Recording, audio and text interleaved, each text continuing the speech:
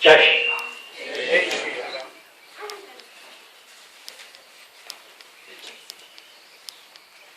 Coming up here, Bharat asked me, what did I talk about? So I don't even know what I want to talk about. One thing that really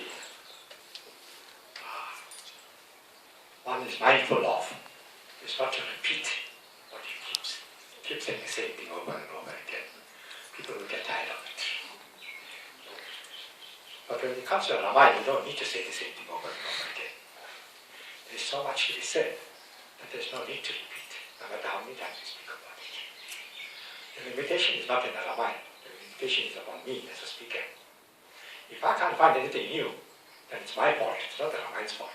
There's always something new in the Ramayana. Some years ago when we were reading the Ramayana at my home, and all my brothers and sisters were living close by, and I said, well, we must make it a family affair. Once a week for 1 hour, everybody get together and read the Ramayana. So my sister was living just up the road. She used to come every week and join us. And her son used to work late. He used to come home and he find his mother not at home with a hot meal that one day a week. So he asked his mother, what's you not here every day? This particular day of the week you're not here. She says, no, I go to Bhai's house to read the Ramayana. What? Same book you're reading over and over and over. But what a time, every week you're reading. What's the same story everybody knows. How the Ram lost his wife and he went to kill a demon in the Ram and he brought his wife back. Same story I'm hearing over. But true. You know, the Ramayana has written in one slok. They call it the Ekshloki Ramayana. In one slok you can tell the whole story of the Ramayana. But it's not the Ramayana, the one slok only. The Ramayana is consisting of, this Ramayana we read, Tulsi Ramayana. It consists of 12,800 lines, 73 stanzas. It's big, vast, but the vastness of the Ramayana, the real vastness of the Ramayana is much, much more than the number of lines and the number of stanzas it contains. In fact, it expands. The range of subjects it covers is infinite. And not only the expanse, but the depth. Imagine the amount of subjects that is covered. And if you take any one subject, you cannot imagine the depth in which it goes into that subject. Now, one of the things about the Sundarkand that strikes me the most, this is one aspect of Hanumanji. Hanumanji has got many aspects. In fact, Tulsidas summarized it, Atulikavala Dharam, Vishayapateyam, Dhanajamana Krishanam, Gyaninama Krikanyam, Sakalakuna Nidanam, Vanaranama Dutam, Ramadutam, Rakapati Priya Bhakta, Ramadutam. The last one that struck me, Ramadutam. All the other things we can go into, but not today. Today I just want to go into that one, Ramadutam. Hanumanji, the messenger. What was his role in the Ramayana? He was a messenger of Ram.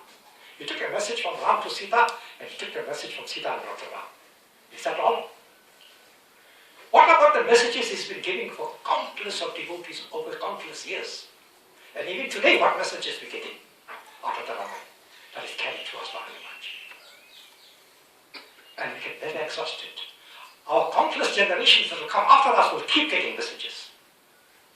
And each one will get the message that is most suitable for his time, his circumstances, his situation in life, and his need.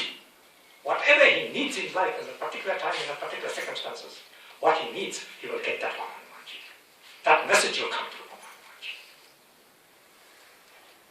Now, just last week, a friend of mine came home. And he says, I'm making a study of the Ramayana. And I want you to help me in certain parts that I don't understand. I want you to help me. I said, look, I don't understand much of it myself. Where can I help you? It's like a blind leading the blind. But I don't mind if you come home and we can discuss. You can share your ideas, I'll share my ideas. We can do that. But I don't want to even think, imagine that I can teach anybody anything. That is out of the question. So he came, and he brought a little gift to him. He's from the Divine Life Society. And he brought a book. He said, this is a recent publication. It's an old book, but it's been out of print and it's recently been printed and he brought it again. Beautiful book written by Swami Shivananda. I read that book and I was very impressed with the subject. And there, it's called How to Achieve Success in Life and God Realization. Now, just the title itself, it contains two direct poles. One is success in life, that is worldliness. And the other one is God realization, which is out of the world, it's spirituality. These two poles. In one book he's saying how to get success in life, how to be happy in the worldly life, in this material world. Other hand is the same topic, he's talking about spiritual life. Worldly life and spiritual life. And these two things are said to be antagonistic. Generally we feel it antagonistic. Spiritual life means not to be worldly, and to be worldly is not to be spiritual. That's the way we look at it. But see how Swami Shivananda balanced it. He said, no, nothing wrong with worldly happiness and worldly success. By all means you must have that. Strive for it. It is one of the goals of your life. Dharma, artha, kama, moksha. And it is a legitimate goal of our life. Only problem is, there are two things. Firstly, let all your aspirations in the material field be based on morality and ethics. Must be righteously achieved. That's one thing. Secondly, when you achieve that, don't think that you have reached the end of life, because that is not the end. That is a short-term goal. There is greater things, and there is such thing as spiritual attainment, which is even greater, and that is the sum of bones. That is the ultimate achievement of life. Only thing is, you cannot get the ultimate if you are on an empty stomach. You've got to fill your stomach first, then you can do sadhana. With an empty stomach, you can't do sadhana. Swami Vivekananda said the same thing. The spirituality is not for hungry stomachs. Your first goal is to fill your stomach. Then after that, practice spirituality.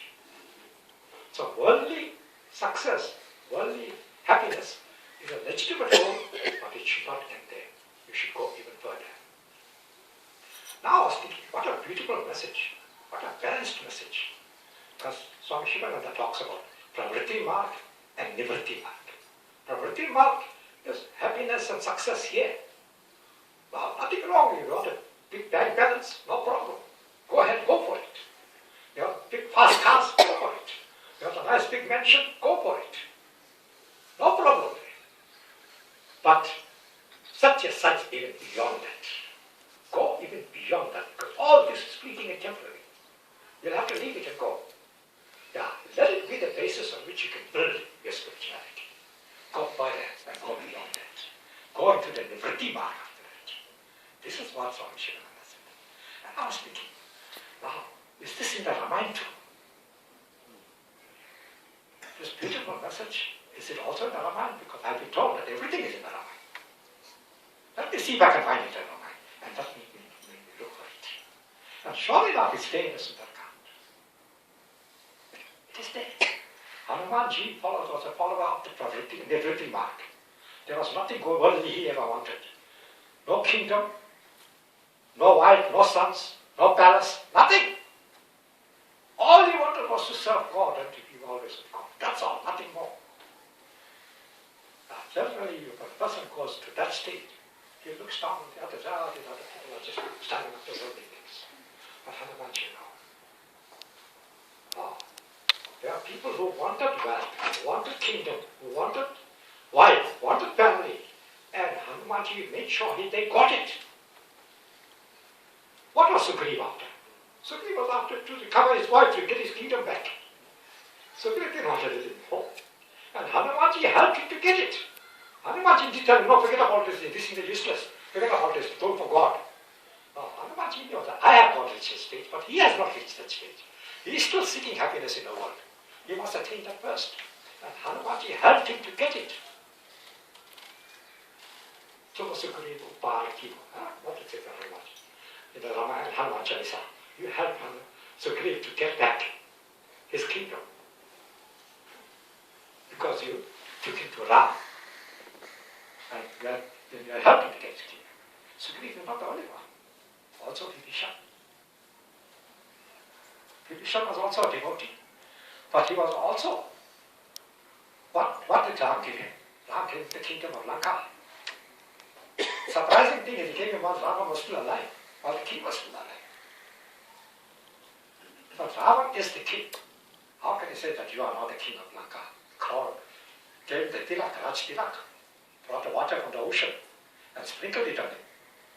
Did the sankalpa that you are now the king of Lanka. Lankesh, he called him.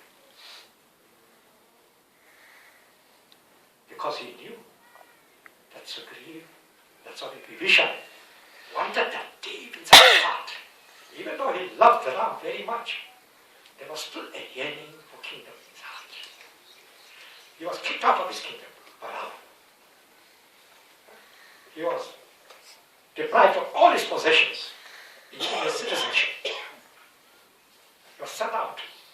And when he was going to Ram, you know he was going to Ram. He knew he was going to see that feet that he loved and he worshipped and revered so much. But deep in his mind, there was a desire. These desires are within us, all of us. We all have desires. We want to pass our exams. We want to do well in our job. We want to go for that promotion. We want that incremental salary. We all want this in life. And what the Ramayana teaches us, take these aspirations and go and leave it at the feet of God. Let Hanumanji work it out. Let him help you to reach there. This is what Vibhishan did. He allowed Hanumanji to guide him. Hanumanji met him in Lanka. The first time, Hanumanji put all that, the assurance into him. That God will, Sri Rama will never let you down, no matter what you want. Sri Rama will give it to you. And when he was coming, he knew he was coming to Ram. But he, at the same time, he was thinking, I'm giving back the house. I'm giving back the kingdom. I'm leaving all this behind. That sense of loss was there. But in his heart there was another hope. Oh, when Sugriv went to Ram, he also didn't have his kingdom. He also didn't have his family. He also didn't have his possessions. But Ram made sure he got it. Well, Ram helped me to give it back. Get it for me too. That thought was in his mind. And when he came to Ram, and he bowed down to Ram, Ram immediately said to him, bring the water, I will give him up. To make him the king of Lanka. At that moment, Vibhishan felt guilty. I came to God with a worldly desire. He felt guilty, but Ram assured him there is no need to feel guilty. And Ram helped him to get out of that embarrassment. He said, no, Vibhishan, I know you don't want this. But you had my darshan, and my darshan doesn't go in vain. In return for my darshan, you must get something. And he gave him the kingdom of Lanka. And Vibhishan, what he said after that, read the Sundarkand very nicely. That one line Vibhishan says, yet even though I had desires, up to the moment I came by you, I had desires. But my Lord, the moment I saw you, those desires were gone. The moment I saw you, those desires were gone. In other words, what Vibhishan was trying to say, but my Lord, even if you didn't give me the kingdom, my devotion to you would not have changed. That is the attitude you have. You go to God, you have a desire, you want God to fulfill your desire, no problem. But when you see your desire not being fulfilled, then you turn down and you say, oh God, what's wrong with you? What's your problem with you now? I came here to pray to you so much, and you're not giving me what I want.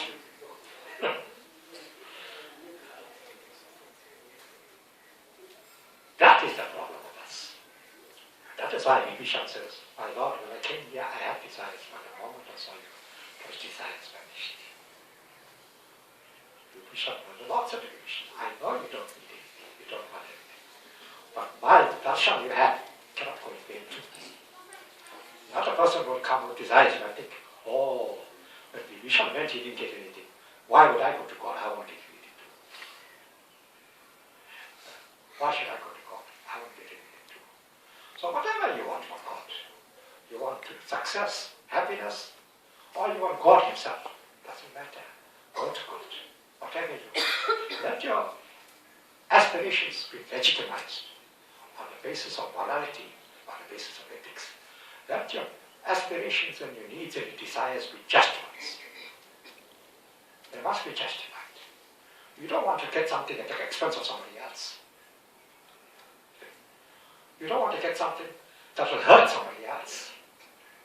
Because that becomes immoral. That becomes unethical. Let every desire, let every need of yours be justified. Let it be moral and ethically based. And go to God with it. Sincerely, with an open heart. Because one thing God doesn't want is deceit. Chalachintara Nabhava, it says. I don't want anybody to come with me with hidden agendas. Come openly to me. Tell me what you want. As long as you long for it sincerely and it is legitimate, I will give it to you. This is the message that Hanumanji brings to us. To the lives of Sugriva, to the lives of Vibhishan.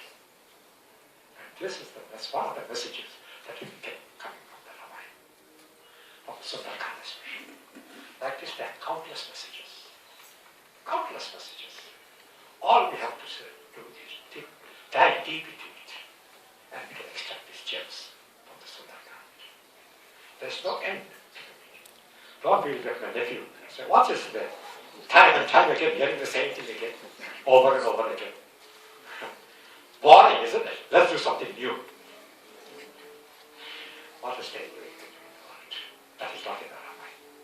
Everything in the Ramayana is eternally old, yet ever fresh, ever new. Jai Shri Ram.